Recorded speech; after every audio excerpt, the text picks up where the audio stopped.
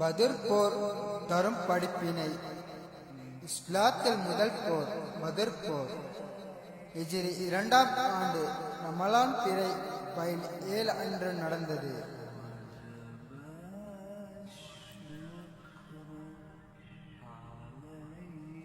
எண்ணிக்கை ஒரு பெருக்கூட்டல்ல. மக்காவாசிகள் படையில் 1000 பேர்களும் சிறந்த கருவிகளும். ஆனால் முஸ்லிம்களில் 70 முஹாஜிர்களில் 243 அன்சாரிகள், மொத்தம் 313 பேர்கள். இருப்பினும் முஸ்லிம்கள் வெற்றி பெற்றனர். எப்படி?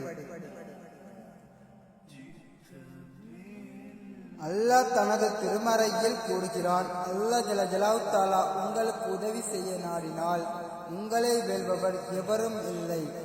எத்தனையோ சிறு கூட்டத்தினர்கள் பெரும் கூட்டத்தினர்களை அல்லாஹ் ஜல்ல ஜலாலுவின் அருள்மிக அனுமதியை கொண்டு வென்றிருக்கிறார்கள்.